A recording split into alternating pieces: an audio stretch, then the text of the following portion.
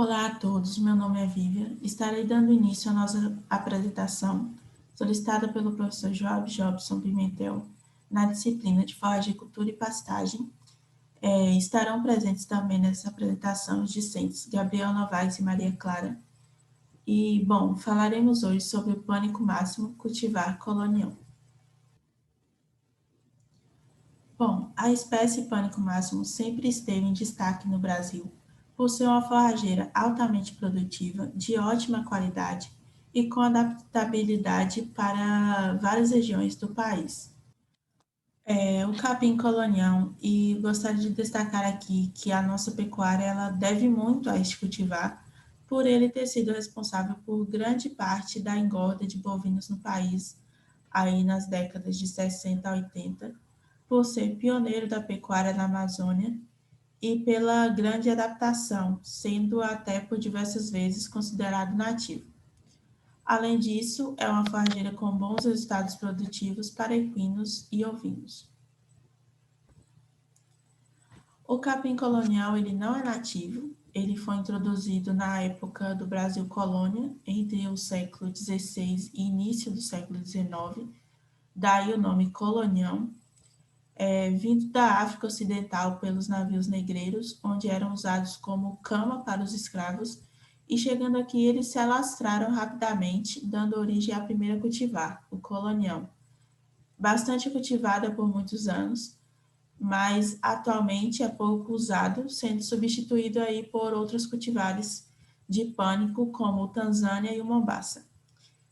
Um ponto interessante é que até pouco tempo o capim colonial ele era usado como testemunha nas pesquisas aí de lançamento de novas forrageiras, ou seja, as novas forrageiras que produzissem mais e melhor que o colonial, teoricamente estariam prontas para chegar ao mercado, como foi aí o caso do Tanzânia e o Mombasa, que superaram o colonial.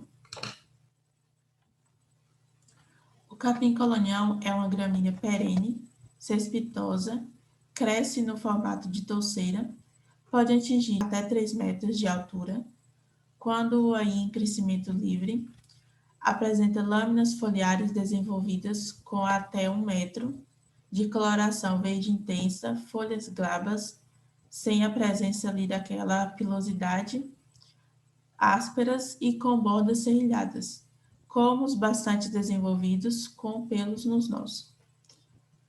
Lâminas banhas e colmos possuem uma cera esbranquiçada bem visível. Essa cera é uma característica bem marcante do colonial. A inflorescência é tipo panícula aberta, em forma de cone e bastante desenvolvida.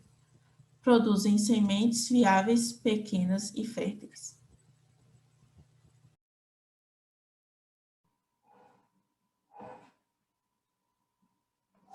Bom, dando continuidade ao manejo do capim colonial, nós podemos citar alguns tópicos.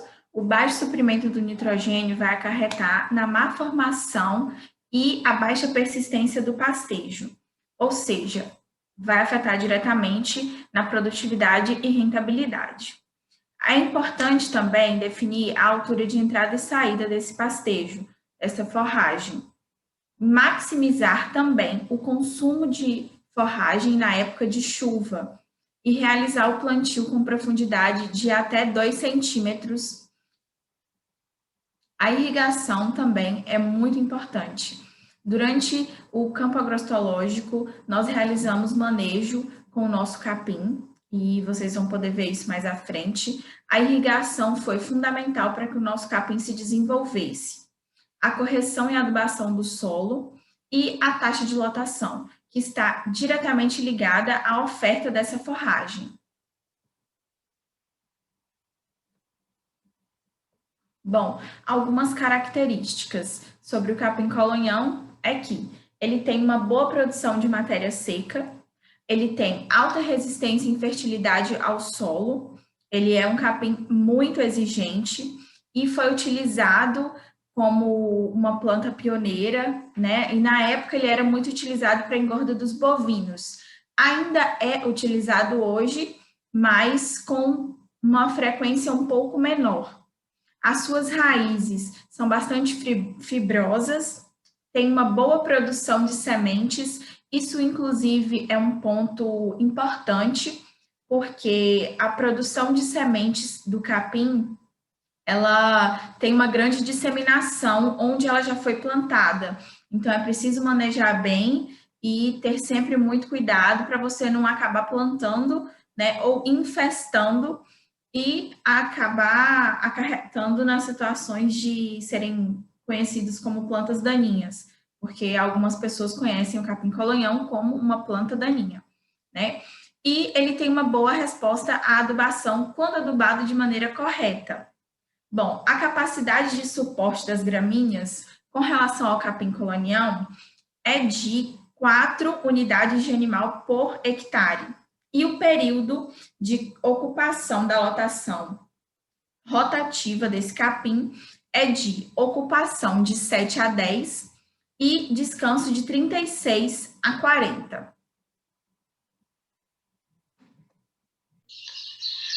Eu sou Gabriel Novaes e vim apresentar um pouco da nossa prática com o colonhão no campo agrostológico.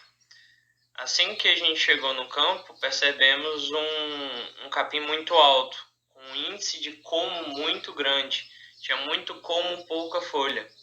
Quando a gente foi fazer o primeiro corte, para fazer a primeira pesagem, deu uma quantidade muito alta de capim e logo a gente percebeu que tinha muito como, a gente percebeu que tinha perfilhos muito velhos, como vocês podem observar, alguns perfilhos secos na base da touceira, por não haver o consumo animal nem um pisoteio e também por não ter havido o manejo.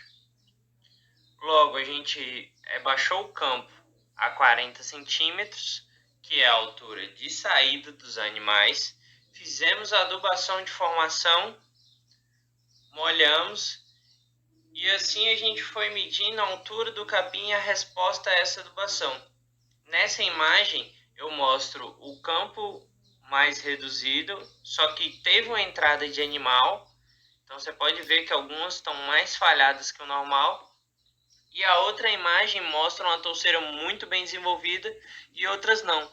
A gente percebe a entrada de plantas daninhas nessas touceiras não tão desenvolvidas e também a questão de perfilhos mortos, por não ter ocorrido o consumo animal e nem o corte antes. Então a gente tem um capim aqui um pouco falhado, mas a gente ainda tentou trabalhar da melhor forma possível. Aqui é a imagem do capim mais depois da gente adubar e teve a entrada dos animais que consumiam uma parte. O primeiro corte nós fizemos, aqui está a régua de manejo, fizemos a 40 centímetros e na imagem à direita a gente mostra a medição do capim. Como é que nós fizemos essa medição? Vou explicar um pouquinho mais à frente. Aqui somos nós, a equipe. Não trabalho com o campo agrostológico. Aqui é a sacola do primeiro corte. Vocês podem observar a altura que esse colonhão está. Então a gente tem muita folha, só que é uma folha que não tem um material nutritivo bom, porque é uma folha que já está passada. Então esse nutriente saiu da folha e foi para a formação de caule. Então formou lignina, e essa lignina não é digestivo. O que produz a massa é a folha. Então o que vai engordar o gado vai ser o índice foliar, não o colmo. Então a gente não deve servir o capim passado, sempre observar e obedecer o manejo. Aqui eu trouxe alguns resultados à altura, foi que eu comentei, como nós fizemos. Amostramos 5 pontos do capim aleatoriamente e fizemos essa medição semanal. Aqui eu trouxe alguns dados para vocês observarem que os valores eles variam muito. O último valor foi quando a gente zerou o campo agrostológico, zerou o capim, passou a roçadeira no caso, para tentar dar uma recuperada nesse perfilho, fez a adubação de potássio, molhou e esperou para ver o que ia dar. Ele deu uma resposta boa, mas não tão esperada. Então o que a gente fez? Nós voltamos, fizemos a adubação com NPK de formação E aí a gente molhou e foi também observando. Só que como ficou muito tempo sem estar alguém lá e tudo mais, esses perfilhos que morreram iriam precisar ser substituídos, tendo que ter uma intervenção nesse local. Após o segundo corte do capim, a gente fez a prática de determinação de matéria seca. E nós utilizamos duas medidas. A gente fez a prática pelo micro-ondas, onde a gente teve o peso final de 22 gramas, tendo 22% de matéria seca, e pela air fryer, que nós tivemos 21% de matéria seca. Não teve uma distância muito grande. Aqui eu mostro as etapas da prática. A última etapa, o capim bem seco, depois de ter passado já por todas as fases no micro-ondas. E as fases da air fryer. A gente pode observar que o capim também é amarelo, que a gente demorou um pouco para fazer essa prática, por questão de logística de balança e tudo mais. Mas ainda assim ele teve, mesmo perdendo água para o ambiente, a sacola onde estava o capim ter ficado um pouco molhado, mesmo sendo guardado em local apropriado, escuro e tudo mais, o indicado é você fazer o corte e fazer a análise logo em seguida para você ter esse resultado real. Aqui a gente tem um peso logo do segundo corte, você vê que a quantidade de massa é menor, mas o índice de folha é maior.